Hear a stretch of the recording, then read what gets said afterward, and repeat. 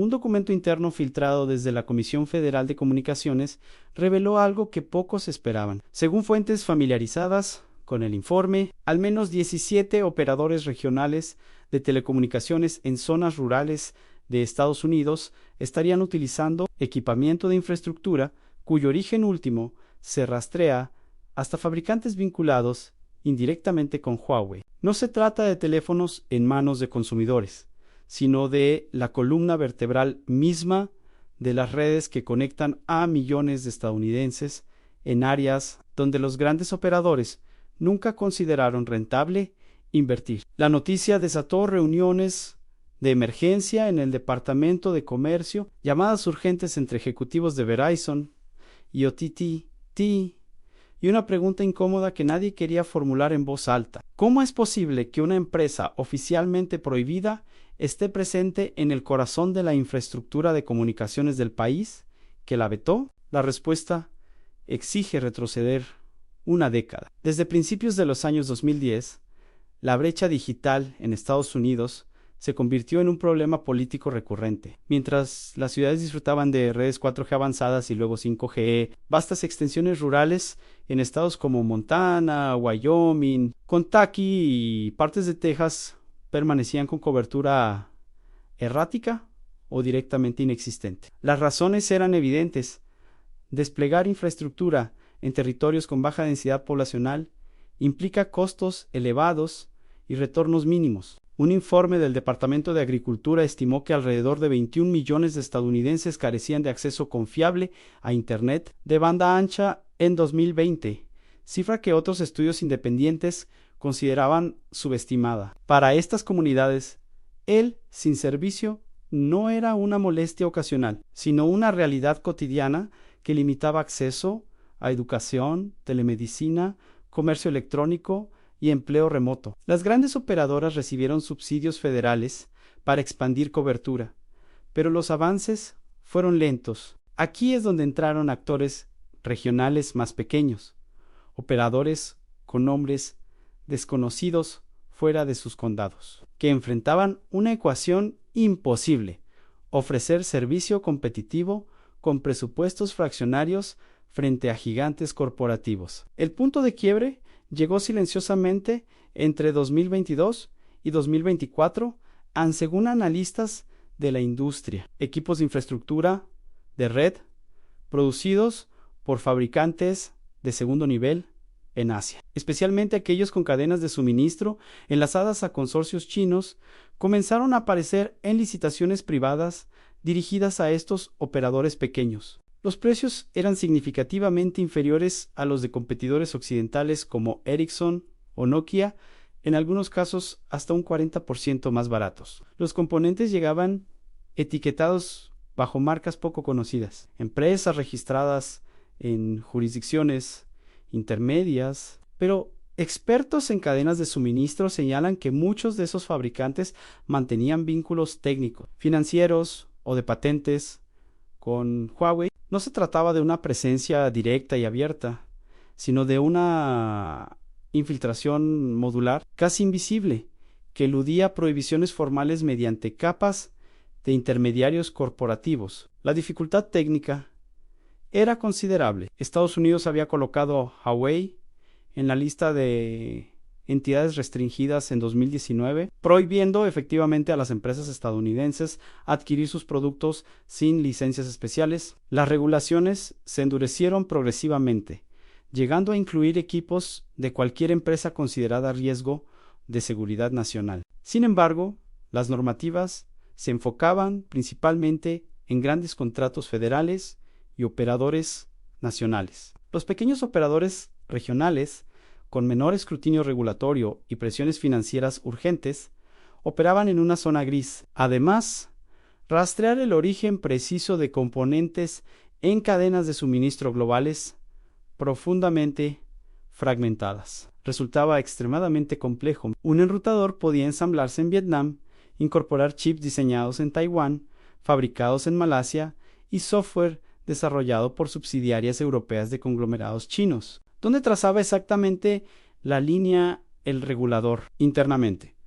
Según reportes de inteligencia corporativa, citados por medios especializados. Huawei habría adoptado una estrategia de penetración indirecta. En lugar de competir frontalmente en mercados prohibidos, la compañía reconfiguró su arquitectura comercial, creó redes de distribuidores autorizados en terceros países, licenció tecnología clave a fabricantes locales bajo acuerdos que difuminaban la autoría original, y desarrolló componentes modulares compatibles con estándares abiertos que podían integrarse en soluciones aparentemente neutral. Esta táctica convertía el veto estadounidense en un obstáculo sorteablemente legal si el producto final no llevaba la marca Huawei, ni podía atribuirse directamente a ella según definiciones estrictas. Quedaba fuera del alcance inmediato de las sanciones. Además, la empresa intensificó inversiones en patentes de estándares abiertos de telecomunicaciones, asegurándose de que incluso competidores tuvieran que licenciar su propiedad intelectual, generando ingresos y dependencia técnica simultáneamente. Las consecuencias para Apple y Google llegaron desde un ángulo inesperado. Aunque ninguna de las dos fabrica directamente infraestructura de red, ambas dependen críticamente de ecosistemas de conectividad robustos para sus servicios. Apple promociona su iPhone como dispositivo premium con cobertura garantizada, pero en zonas rurales estadounidenses donde la infraestructura subyacente es débil o inexistente, esa promesa se desmorona. Usuarios reportan que sus dispositivos de $1,000 muestran sin servicio con la misma frecuencia que modelos económicos. Google enfrenta problemas similares en sus servicios en la nube. Asistentes de inteligencia artificial y herramientas de productividad requieren conectividad constante. Cuando operadores regionales pequeños comenzaron a ofrecer cobertura mejorada gracias a equipamiento más económico, miles de usuarios en esas zonas experimentaron por primera vez conectividad estable. Sin embargo, esa mejora llegaba con una ironía amarga la infraestructura que permitía a esos iPhones y dispositivos. Android funcionar podría tener componentes diseñados por el competidor geopolítico que ambos países intentaban excluir. El impacto en la industria se manifestó en varias capas. Primero, las grandes operadoras estadounidenses enfrentaron presión renovada. Si pequeños competidores regionales lograban ofrecer mejor servicio a menor costo usando equipamiento alternativo, ¿por qué los gigantes nacionales seguían justificando precios elevados y expansiones lentas? Organizaciones de consumidores comenzaron a cuestionar públicamente la eficiencia de subsidios federales asignados a empresas que no cumplían metas de cobertura. Segundo, fabricantes occidentales de equipos como Nokia y Ericsson vieron amenazada su participación en un segmento que consideraban protegido. Si el mercado estadounidense, teóricamente cerrado a competencia china, permitía filtraciones indirectas, su ventaja competitiva basada en exclusión regulatoria se erosionaba. Tercero, surgió un mercado paralelo de auditorías de cadena de suministro. Empresas especializadas comenzaron a ofrecer servicios de rastreo de origen para operadores preocupados por cumplimiento normativo, generando una industria completamente nueva alrededor de la verificación de pureza tecnológica. Desde una perspectiva de mercado financiero, los efectos también fueron tangibles. Analistas G. Goldman Sachs señalaron en un informe de abril de 2025 que la incertidumbre regulatoria sobre equipamiento de telecomunicaciones estaba frenando inversiones en expansión de infraestructura. Los operadores regionales,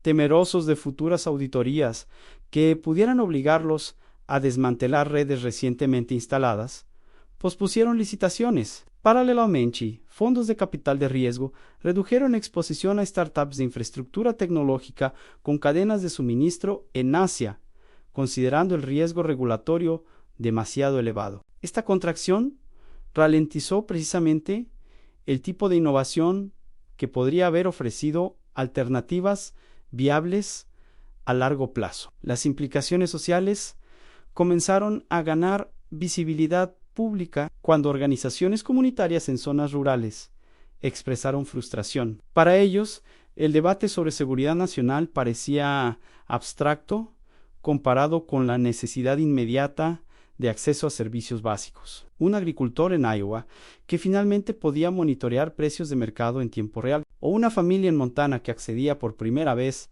a consultas médicas virtuales, difícilmente percibían. Amenaza estratégica en la infraestructura que hacía posible esa conectividad. Esta tensión entre seguridad nacional y bienestar ciudadano creó divisiones políticas complejas. Legisladores de estados rurales enfrentaban presión para priorizar conectividad inmediata, mientras que representantes de distritos urbanos y comités de seguridad insistían en mantener restricciones estrictas. El debate dejó de ser exclusivamente técnico y se transformó en una cuestión de prioridades nacionales.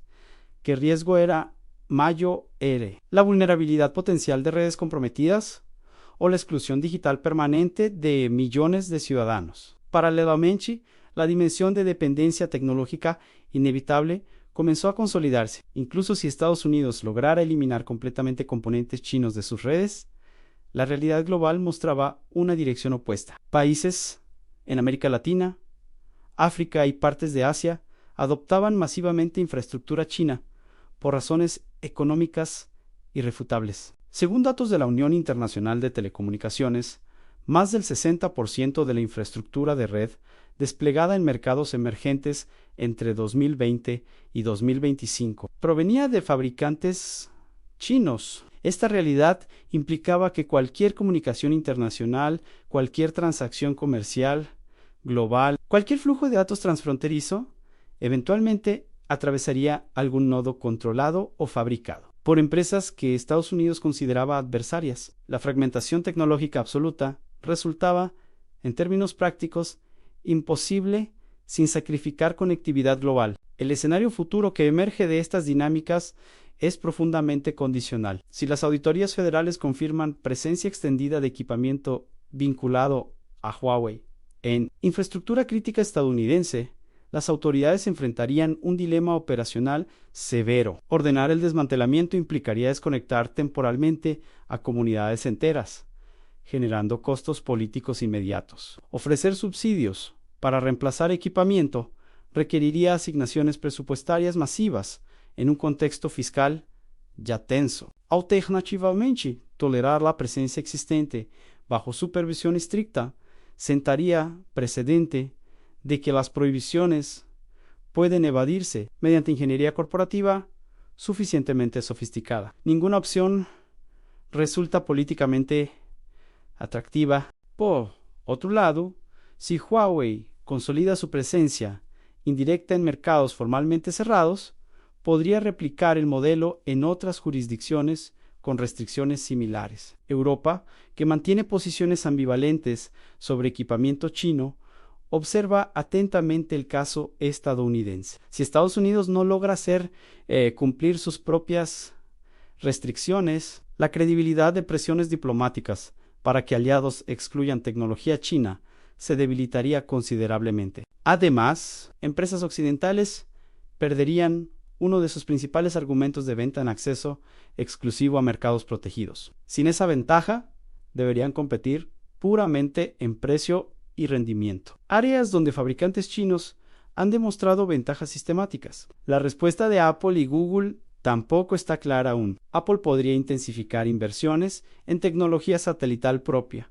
buscando independizar su conectividad de infraestructura terrestre, cuestionable. Sin embargo, desplegar constelaciones completas requiere años y miles de millones de dólares. Google, con su historial de proyectos de conectividad como Loon y ambiciones en infraestructura global, podría retomar iniciativas previamente abandonadas, pero ambos enfrentarían la misma restricción fundamental. Crear ecosistemas completamente paralelos duplica costos y fragmenta mercados, reduciendo eficiencia general. Desde la perspectiva de gobernanza internacional, este caso subraya la creciente dificultad de aplicar regulaciones nacionales a cadenas de valor globales. Los marcos legales tradicionales asumen actores corporativos claramente identificables, operando dentro de jurisdicciones definidas. La realidad contemporánea involucra redes de subsidiarias,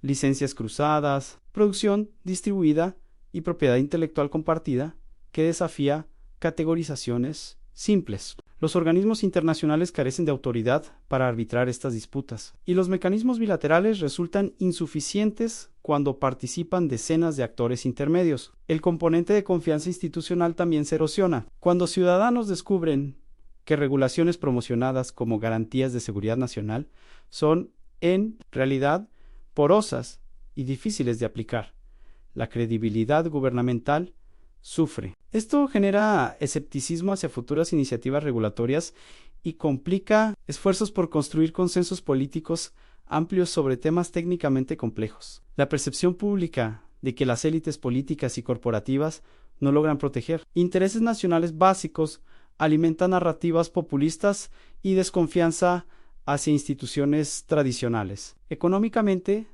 la situación plantea preguntas sobre el modelo de innovación occidental. Durante décadas, la ventaja competitiva se basó en superioridad tecnológica indiscutible. Ahora, esa superioridad en múltiples dominios es cuestionada por competidores que combinan capacidad técnica con costos estructuralmente menores y apoyo estatal estratégico. Responder, efectivamente, requeriría no solo inversión en investigación y desarrollo, sino también reconfiguración de modelos de negocio, estructuras regulatorias y coordinación público-privada de un tipo que Estados Unidos históricamente ha evitado por razones ideológicas. La carrera no se limita a productos finales, sino al control de estándares técnicos subyacentes. Quien define los protocolos de comunicación, las arquitecturas de red y los formatos de datos condiciona el desarrollo futuro de toda la industria. China ha incrementado sistemáticamente su participación en organismos de estandarización internacional, presentando propuestas técnicas que, si sí adoptan, favorecerían sus ecosistemas tecnológicos. Esta batalla silenciosa en comités técnicos oscuros podría tener consecuencias estratégicas, más profundas que confrontaciones comerciales visibles. Los patrones históricos sugieren que tecnologías que resuelven problemas reales a costos accesibles tienden a expandirse independientemente de resistencias políticas. La electricidad, los ferrocarriles, Internet mismo, todos enfrentaron oposiciones iniciales que eventualmente cedieron ante utilidad demostrable. Si las soluciones de conectividad vinculadas a infraestructura china ofrecen mejoras tangibles para usuarios finales, especialmente en segmentos desatendidos, las barreras regulatorias enfrentarán presión constante para flexibilizarse o erosionarse mediante evasiones técnicas. Sin embargo, el paralelismo histórico tiene límites. Las tecnologías anteriores, aunque transformadoras, no incorporaban capacidades de vigilancia, control remoto y extracción de datos a la escala que permiten las redes de telecomunicaciones contemporáneas. La infraestructura digital no es solo un servicio, sino una plataforma de poder con implicaciones de seguridad sin precedentes. Esta diferencia cualitativa justifica precauciones que en otras épocas habrían parecido exageradas. El desenlace probable no será una victoria clara de ningún bando, sino una coexistencia tensa y permanentemente renegociada. Zonas de influencia tecnológica se consolidarán gradualmente, con algunas regiones integradas predominantemente en ecosistemas chinos y otras en occidentales. Los países y empresas que operen globalmente deberán navegar ambos mundos simultáneamente, aceptando redundancias, ineficiencias y riesgos asociados. Esta fragmentación impondrá costos sistémicos significativos, pero menores que los de un aislamiento completo. Para operadores regionales estadounidenses atrapados en este torbellino, las opciones son limitadas. Pueden esperar subsidios federales que quizás nunca lleguen, aceptar desventajas competitivas permanentes frente a rivales mejor equipados, o continuar operando en zonas grises, regulatorias, asumiendo riesgos legales futuros. Ninguna opción garantiza estabilidad a largo plazo. La pregunta fundamental trasciende quién fabrica mejores enrutadores o antenas. Se trata de determinar qué modelo de organización económica y política resulta más efectivo en el siglo XXI. Si autoritarismo tecnológico combinado con capitalismo estatal produce resultados superiores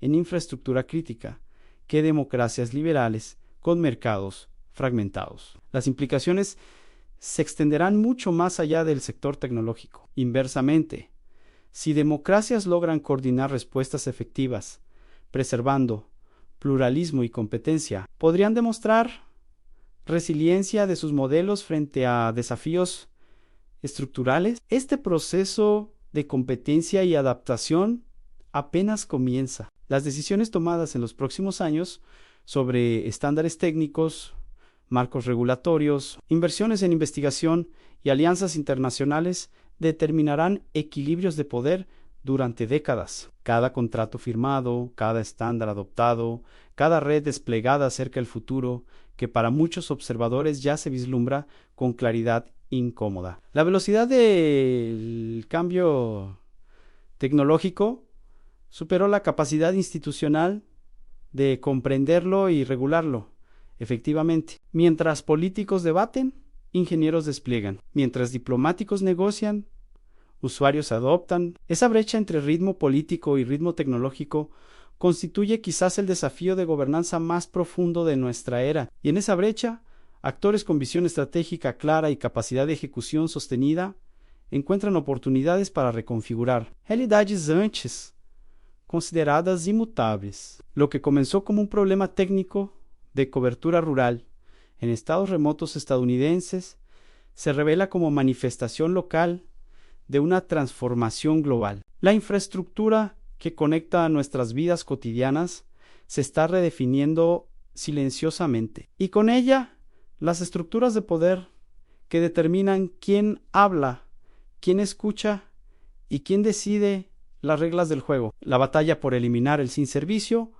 resulta ser, en última instancia, una batalla por algo mucho más fundamental: la arquitectura misma del poder en el siglo XXI. Y si algo queda claro es esto: a la tecnología no espera consensos políticos para avanzar. Cada día que pasa sin decisiones estratégicas claras es un día donde otros las toman por nosotros. Por eso, mantenerse informado sobre estas dinámicas no es un lujo intelectual, sino una necesidad cívica. Si este análisis te pareció valioso, ayúdanos a que llegue a más personas. La conversación sobre nuestro futuro digital debe ampliarse, porque las decisiones que se están tomando ahora nos afectarán a todos, lo sepamos o no.